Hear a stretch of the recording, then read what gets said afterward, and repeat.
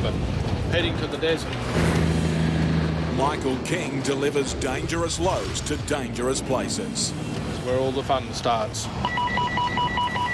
Can't see through the dust. In charge of a 100-ton road tanker full of thousands of litres of hazardous industrial chemicals. What we class as dangerous goods or hardcore chemicals that are going to affect either people or the environment. If I make a serious mistake, that's about the last piece of shit we need today, I'm out of a job. Supplying mine sites in the Great Sandy Desert. Worst thing you'd hit is a camel. The height of them, they just somersault straight back over the bonnet on you. And the danger doesn't end when the journey's over. We put the acid seat on in the red-hot sun and we'll start unloading. In the scorching heat, Michael has to suit up for the most important part. We've got one trailer to go and tell you what, this ain't looking very funny out here now. Delivering the product. Michael lives more than 2,000 kilometres south on a rural property near Geraldton. It's a welcome retreat from one of the toughest trucking jobs there is. Stay there, you. When we go to the mine, the last 500 k's of it, we've got about 120-odd k's of dirt. It's all up through hills, sharp, scaly rock and that. And we cross over like 3 or 4 major rivers. A couple of those rivers are actually got water still running over the crossing. When you're transporting toxic loads, you're never far from danger. If it's nasty and it's dangerous, fluoros don't protect you, steel cap boots don't protect you, gloves don't protect you. Nothing protects you, just use your brains and common sense. That's what protects you. That's as simple as it goes. I'll just go for a bit of a tyre kick and we'll be on our way. The truck is a triple road train. 3 tankers, 50 metres long, capable of carrying 43,000 litres of sodium hydroxide, also known as caustic soda. It's extremely corrosive. Spill a teaspoon of this super powerful industrial cleaner on you and it will burn your skin. The old visual inspection is about the best thing that you can ever do with trucks. When you're carrying a load as hazardous as this into the desert wilderness, the pre-journey truck inspection is not something you rush. Poke your head in every corner. Everything you can find, poke your head into. On his empty run down to Perth, Michael gets used to navigating a 50-metre road train on busy highways. The main essence with these things is just keep a long way away from motor cars. The driving is tough enough. It's a dangerous thing. I mean, I think people are atrocious. But it's the loading that's weighing on his mind. There'll be the time when acid seats go on and the concentration goes to about 500%. Caustic soda is a deadly industrial cleaning agent. This is where the full protective gear comes into play. There's no half measures, there's no put a little bit of this on and put a little bit of that on. You either put the lot on or there's the gate, you get out the gate and keep going, you know. You're pumping liquid, that something will get splashed sooner or later, as long as it's not me. Obviously, the things you don't want is to be burnt. You don't want to get the shit on you. Right now, we're going to batch up a load, and it's very helpful if you bring your glasses so you can see what you're doing here. And we should have a start if everything goes all right.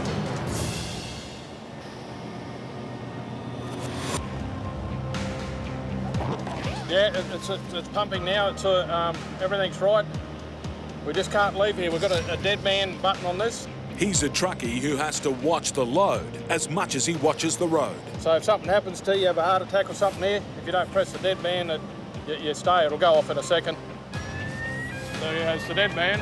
Michael has to hit the dead man's button every 2 minutes or the alarm goes off. When you're pumping this stuff, you still don't rest. You don't go off and make a cup of tea and you just concentrate in case something's gone, you know, something's happened. You need to know what's going to jump up and bite you. With his tankers full, Michael's now in charge of a seriously heavy truck. 65 tonne of product, but we're now a 100-tonne road train. It's about the best part of the day when you get this off. Now he has to get it to a mine in the middle of a desert. We've got the 1,700 k's to Headland, and then we've got another 500 k's to the desert. But there is supposed to be a heap of rain due in on Saturday. So look out, we're in for some fun. Away from the chemical plant, Michael can finally shed the last of his protective gear. This is about where it feels like you're a dog and you've just had the chain cut and you can go for a run. Look at that. Who else would have a thong tan that good? No one in Australia.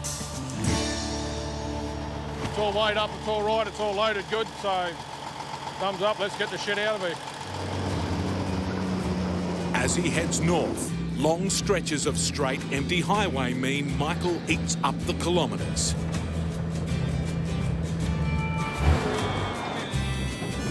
There's 2 days of this ahead, the easy yards, until a strange noise interrupts.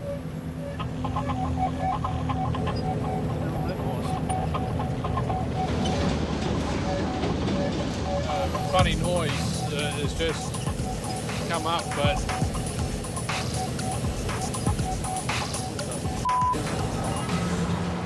love here, a bit of a nose, I think. He needs to stop and investigate immediately. Got a real strange noise that's just come up. I'm just not sure at the moment. So, when you start getting funny noises, you just get to them as quick as you can.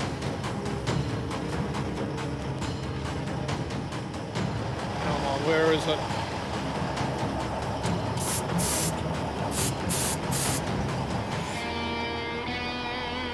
There's no obvious problem, which troubles him even more. It's always a worry when you don't really find the total problem. But I'm thinking because I could hear it very plainly from here, that it's this air drain that's going off that's making this squeaking noise.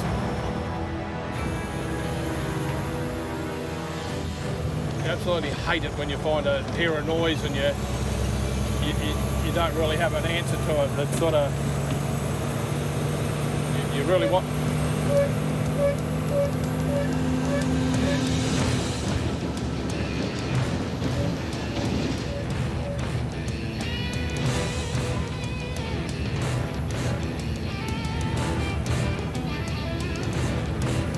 Bit of a mystery. I think it's going to be that air dryer. Just keep going for a little bit and see.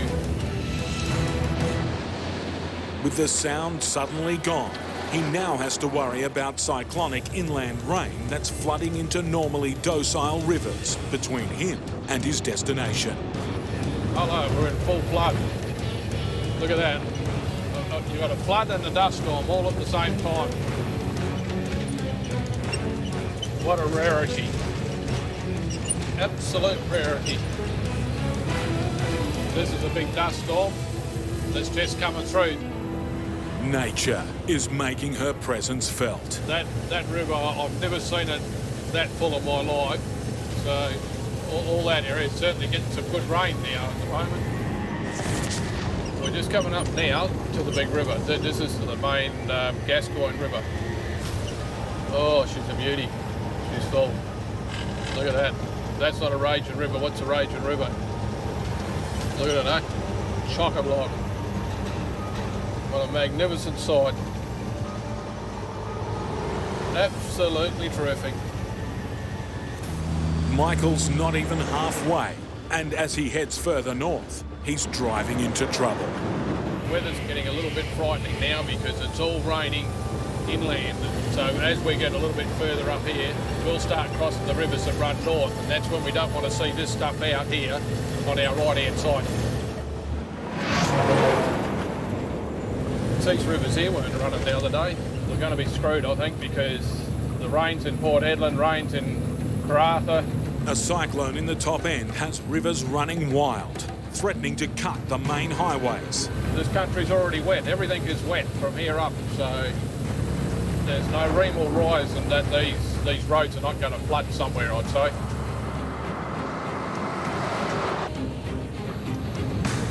As the devil speaks, we don't go very far and we're washing wheels. These flats here are like just one big one that's jammed in between two hills, and it doesn't get very deep here. It's sort of half a metre, it goes really quick. But when we get out to Marble Bar / Ribbon Hills Road, those rivers, no exaggeration, they can be 15 or 20 metres deep. bit of water coming down it now. Yeah, that's last time I come up here it wasn't much more than a trickle, and yeah, it's got a flow in it this time, so I'm a worried man now. Michael's keeping a nervous eye on the skies. He's driving right into the worst of the weather. Certainly not getting the funny look of this lot. I really am shitting myself now.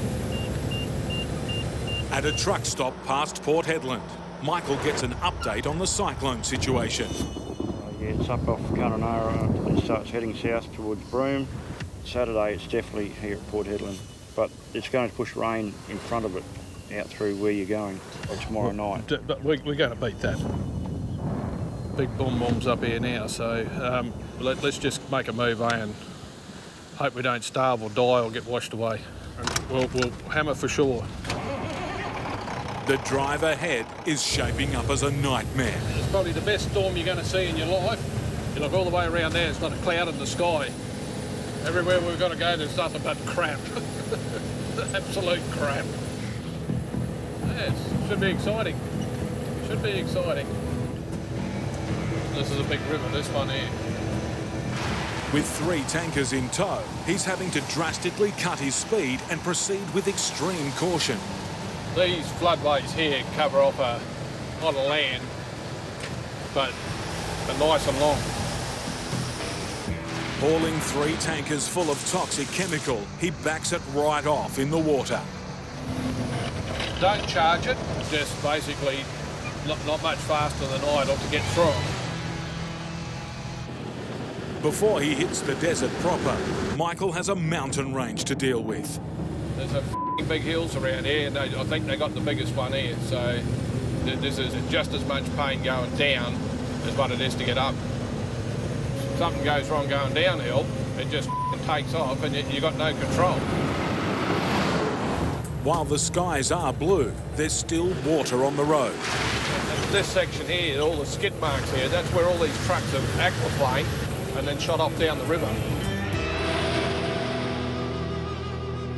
Righto, welcome to the world of heading to the desert. This is the mine turn-off. Traffic on the road to the mine is minimal. But when there's another truck to share the road with, it's a maximum length monster. That bloke at least had the good manners to sort of stop and give us the right of way to get up the hill.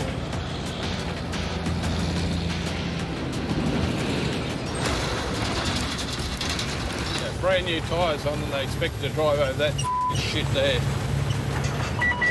No, can't see through the dust. Yes, take it steady, have another day out here. You're obviously loaded. Yeah, that's what we get paid to go there for.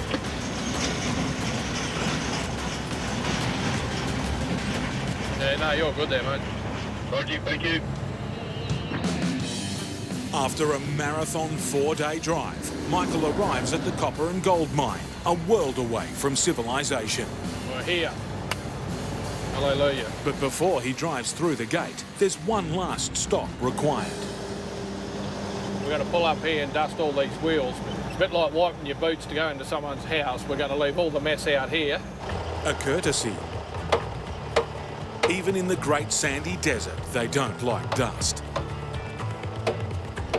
Michael has carted 43,000 litres of caustic soda from Perth 2,000 kilometres into the scorching wilderness.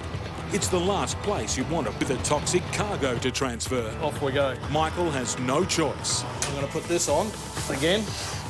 Now there's only one thing left to do. We'll get this shit off and get the hell out of here, I think. That'll be the answer to that lot.